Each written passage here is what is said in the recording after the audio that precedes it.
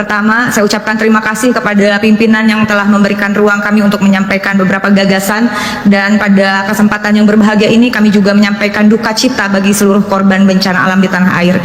Dalam paripurna ini perkenankan kami menyoroti persoalan rencana kenaikan PPN 12%. Kementerian Keuangan berencana naikkan PPN 12% pada 1 Januari 2025. Argumentasinya karena perintah pasal 7 Undang-Undang Nomor 7 2021 tentang harmonisasi peraturan perpajakan.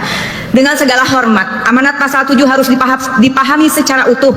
Jangan hanya diambil pasal 7 ayat 1 yang berbunyi pada huruf B sebesar 12% mulai berlaku paling lambat tanggal 1 Januari 2025. Sesuai dengan pidato Ibu Ketua DPR tadi yang menyatakan bahwa DPR adalah mitra konstitusional pemerintah, maka keputusan PPN 12% penting menggunakan pertimbangan konstitusional keadilan sosial bagi seluruh rakyat Indonesia yang jelas merupakan komitmen Presiden Prabowo disampaikan pada pidato pelantikan 20 Oktober 2024. Dengan segala hormat, mari kita baca dan hayati pula pasal 7 ayat 3. Tarif pajak pertambahan nilai sebagaimana dimaksud pada ayat 1 dapat diubah bukan hanya paling tinggi 15%, tapi bisa juga diubah paling rendah 5%. Dalam penjelasannya disampaikan juga bahwa keputusan naik tidaknya harus mempertimbangkan perkembangan ekonomi dan moneter serta perkembangan harga kebutuhan pokok setiap tahunnya.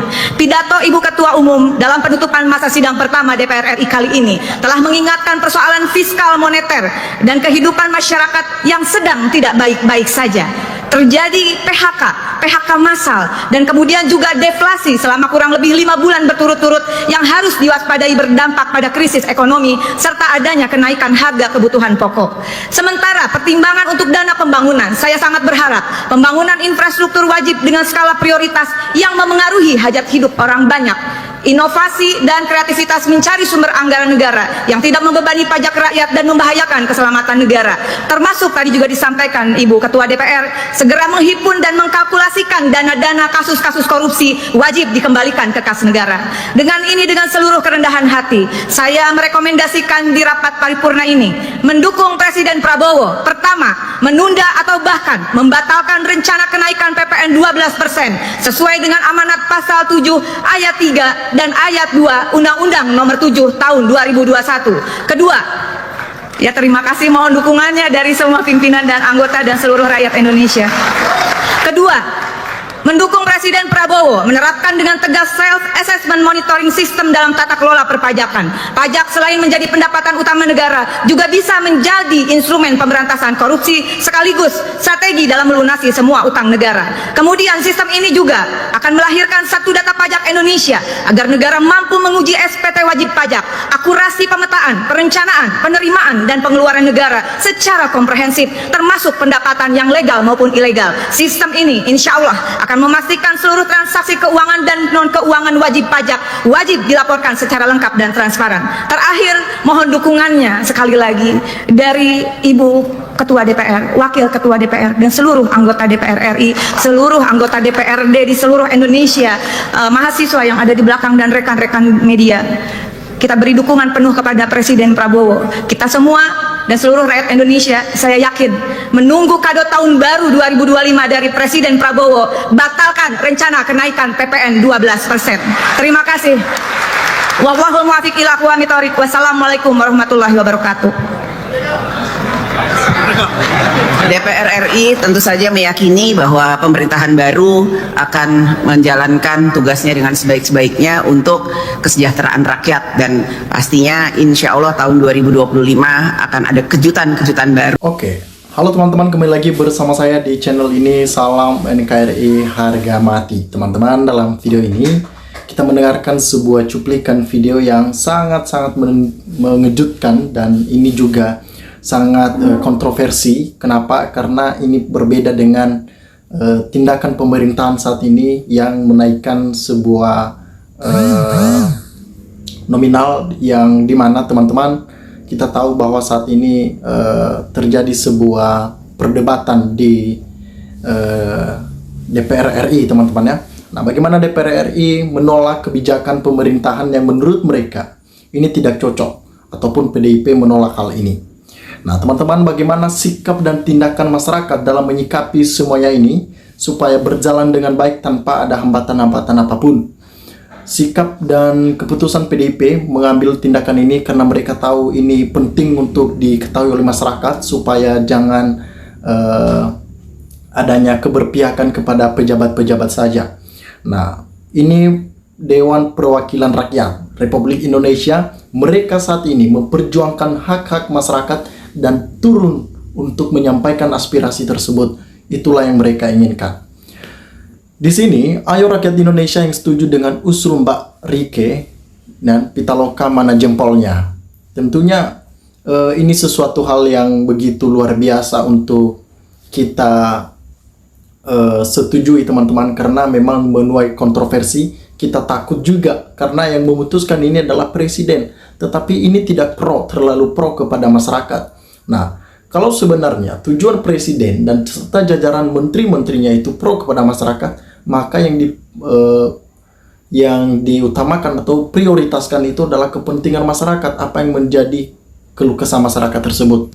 Nah, kita setuju akan hal itu ya, kita kasih jempol dan setuju. Bagaimana balasan-balasan mereka di sana menyampaikan bahwa paling yang setuju bagian dari 16%. Apalagi jangan dengar itu mau naikin pajak lagi, racun saja masyarakat. Ya, diracuni saja masyarakat supaya mereka puas begitu. Jadi nanggung lah. Jadi untuk barang mewah, cari berita yang benar-benar yang valid lah.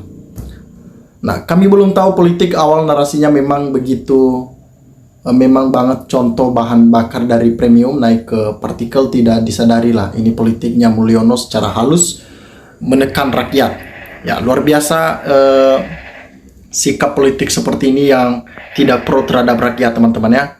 Nah, ayo tunjukkan jempolnya untuk usulan yang sangat luar biasa dari Ibu Rike, sungguh sangat pro terhadap rakyat. Kenapa? Karena ini memikirkan hati masyarakat dan tahu seorang DPR. Jadi DPR itu mempunyai sebuah tempat-tempat yang dimana itu para tempat pemilihnya. Jadi dia tahu apa yang menjadi keluh kesah masyarakatnya, dia tahu apa yang menjadi keluh kesah seluruh masyarakat Indonesia yang pro terhadap masyarakat.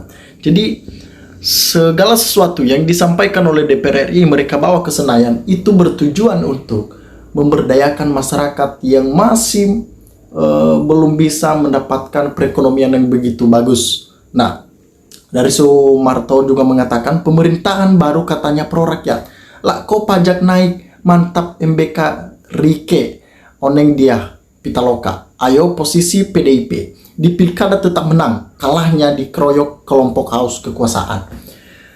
Ya benar, memang kita tahu pidato-pidato seorang Prabowo itu seakan-akan pro kepada rakyat dan dia peduli, sangat-sangat peduli. Seakan-akan hati nuraninya berbicara bahwa saya harus turun ke masyarakat. Masyarakatlah memilih saya harus memberikan pemberdayaan yang begitu cukup. Tapi kok pajak dinaikkan begitu? 12% atau berapa gitu kan? Itu seakan-akan memberikan suatu penjeritan kepada masyarakat dan mereka sulit untuk melakukan hal tersebut ataupun membayar nantinya. Nah, seandainya kalau pro masyarakat ya buat suatu program yang dimana pemerintah menanggung hal tersebut, teman-teman. Ya, tegas dan jelas cara berbicara Mbak Rike. Ya, telah mewakili seluruh rakyat Indonesia. Maju terus Bu Oneng, rakyat mendukungmu.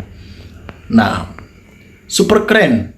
Ya, banget Mbak Oneng, ini baru wakil rakyat yang mampu menyuarakan aspirasi dan kepentingan rakyat. Yuk bersatu tolak kenaikan PPN 12%. Menolak kenaikan PPN ini itu sesuatu hal yang memang mustahil sebenarnya karena ini keputusan presiden. Tetapi kalau masyarakat berkumpul dengan DPR RI, DPR daerah, berkumpul bersatu menyampaikan ini, maka itu bisa ditolak. Karena segala sesuatu yang dikerjakan pemerintahan masyarakat pun itu bertujuan untuk masyarakat. Nah, kalau mereka tidak setuju akan hal ini, maka tinggal tolak aja, turun ke jalan dan sampaikan aspirasi. Nah, masih banyak hal Ibu Dewan Dea Rike Pitaloka yang cerdas, tegas, dan kritis terhadap pemerintahan, kepedulian terhadap rakyat sangat-sangat luar biasa. Teman-teman, masih banyak hal yang mestinya kita bicarakan di sini. Silakan berikan tanggapan teman-teman di dalam kolom komentar ini, sehingga kita dapat bertukar pikiran antar satu dengan yang lain lewat kolom komentar ini. Terima kasih teman-teman. Lensa Netizen melaporkan.